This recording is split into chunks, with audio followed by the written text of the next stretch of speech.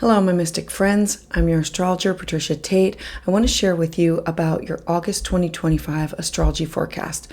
In this monthly overview, I'm going to guide you using astrology and intuitive insights in order for you to reconnect with your own inner wisdom and embrace emotional healing and to align with the rhythm of the universe. If you are new here, welcome. I blend traditional Western and evolutionary astrology to help you align with your soul's path. You can learn more about my offerings at willowgracemystic.com. Thank you for liking and subscribing, and you can learn more about my offerings at willowgracemystic.com. So let's dive in. So for my Taurus friends, as you move through August, you're going to be stepping into a season of where the universe is whispering its intentions to you through change, wanting you to look at an inner evolution of your soul. This month, it's inviting you to shift gears, not by rushing, but by looking at what you're already doing and refining that. You are being asked not to abandon your steady nature, but to let it grow more flexible, to stretch, to awaken into something new. The focus is going to be inward at first, and then it will expand out into these sacred spaces of your work, your dreams, anything that calls you into moving towards your future. So your story begins on August 8th. You have Mars in Libra, and it's in an area of your life that has to do with your daily rhythms, your mind, your body, your spirit, nurturing and caring for yourself. It's forming a harmonious aspect with Uranus in your second house of self-worth and cash and property and talents and skill set. And so it's activating the parts of your chart, the parts of your life that govern your routines, your daily efforts, your skills, your talents, your resources, especially in how you use your time, your effort, and your energy. This is the universe nudging you and saying you have to break free from patterns that have become stale or overcomplicated. This is inspiring you to take new approaches in your own health practices, in your own environment, like your work environment, or the way that you earn or manage your own money or resources. The beauty of this aspect is that there's this potential for innovation that comes without chaos. It's the small shifts that allow you to move forward, and it just frees things up easier for you. So it's about you being bold and trying something that's unconventional. And even a small shift within your schedule can lead to major clarity that comes from the opportunity of. Now, Mars doesn't stop here. It also moves in an opposition to Saturn and Neptune. Now, this is in your 12th house that has to do with your dreams, your intuition, your psychic ability. It's also fears, it's secrets, it's the hidden house. And so having Mars oppose this now, it's residing in an opposition of healing your unconsciousness. You might feel this internal tug of war between how do I push forward and I need deep rest. I have to take care of my mind, my body, my spirit. I need to tune in to what is not in alignment here. And so if you have been ignoring your own inner world, if you have been suppressing grief or numbing fatigue or putting off your healing, this opposition, this is really going to bring it to the surface and call it to attention to say, we have to deal with this. We have to pay attention to it. It is going to remind you that your energy, it's not infinite. And sometimes the bravest things that you can do is to slow down and to just feel and work through it.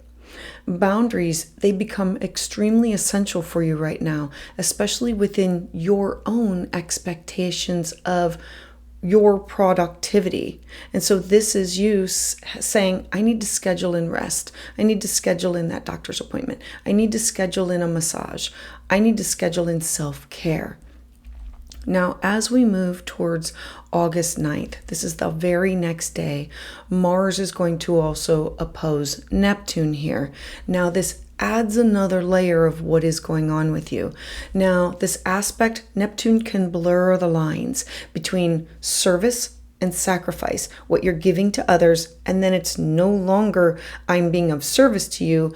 This is sacrifice. You're not appreciating it, and I'm feeling that this is like an indentured servant or slavery. You might find that you are emotionally tired or like mentally scattered, especially if you have been carrying all the other people in your lives' stress. So look to this to protect your own peace. Give yourself permission to just step away and to say no. No is a complete sentence all in itself. You do not need to give an explanation to anybody for anything that you do. To turn inward without guilt. This is your time to replenish, to fill up your cup. Choose softness because the world, it can wait. Now, on the same day, you're going to have this full moon. Remember that full moons, they bring about endings, closures, and culminations. They bring light to things that we did not see during the daytime. So this is like a revelation of sorts. And so having this on the same day, it's shining light at the top of your chart. So we know it's career, public roles, responsibilities, legacy, people seeing you, or authority figures.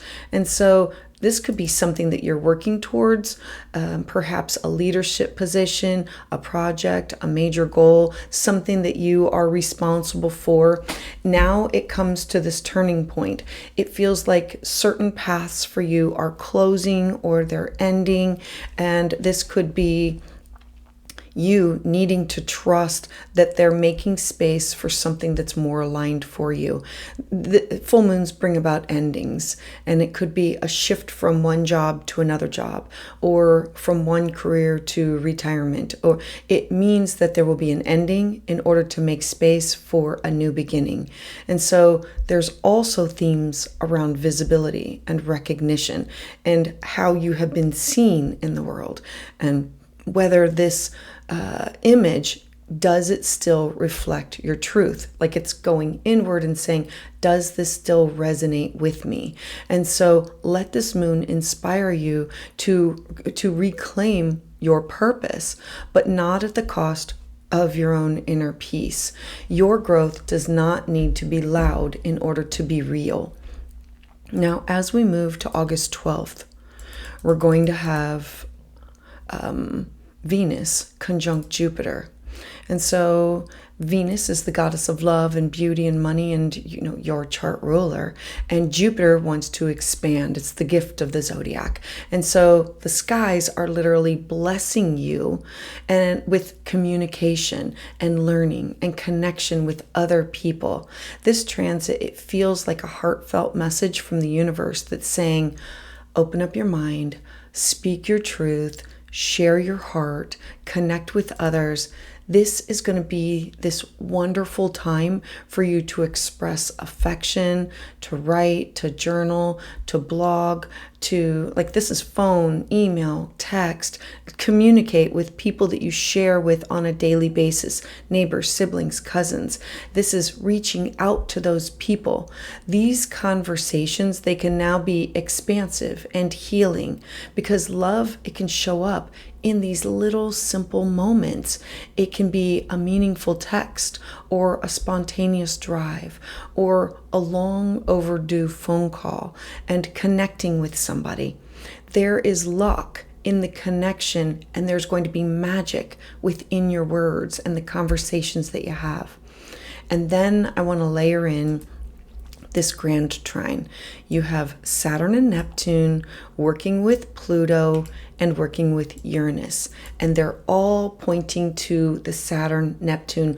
All these outer planets are working in unison, and it's in harmony, saying, let's make slow progress in order to create change.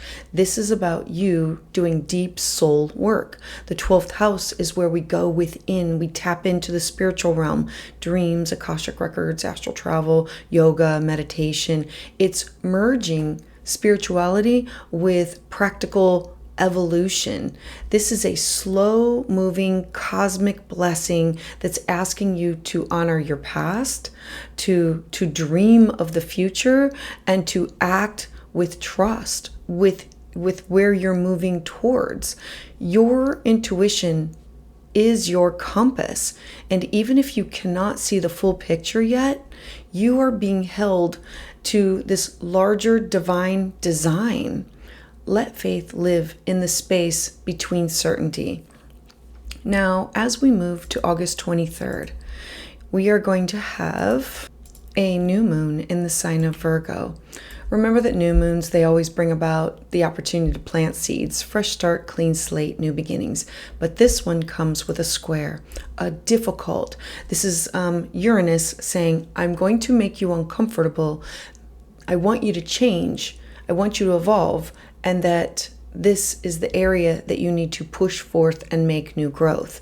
And so having this moon and sun in a square to Uranus, it's igniting your fifth house of creativity, love, joy, children, your own inner child, your self-expression.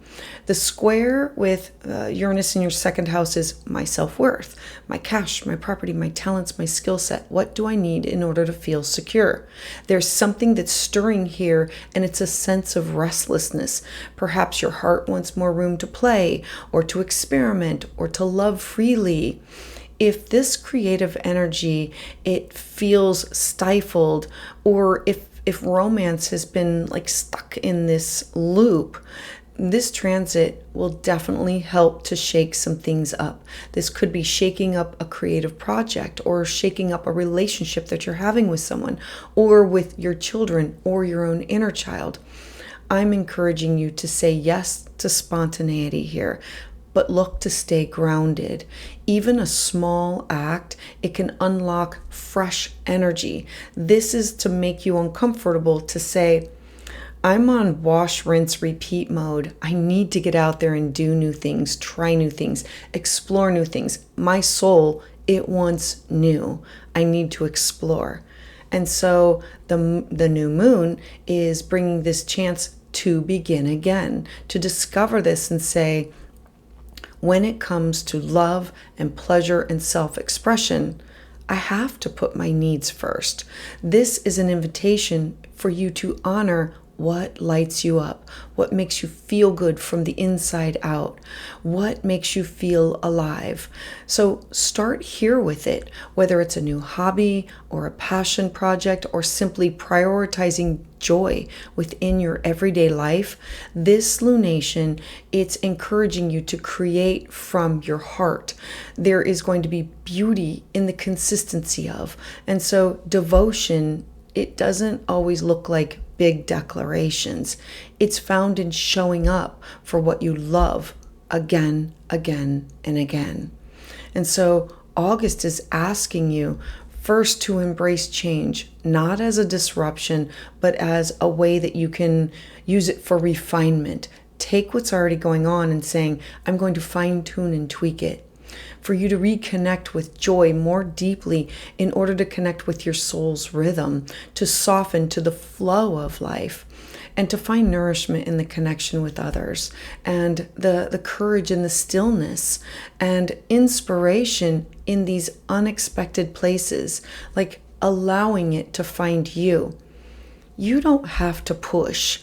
You just have to trust. This month, the universe, it's offering you these gentle openings, these chances for you to realign your energy with what is true and healing and beautifully yours. Taurus, a mantra for you can be, I welcome change that honors my soul. I listen to my own inner rhythm, and I am creating space for joy. I am steady, I am blooming, and I am enough. So Taurus, thank you so much for being here. I'd love to hear your thoughts about this in the comments below. To those of you who have subscribed and continue to support my channel, thank you so much, because it is your energy that fuels my journey.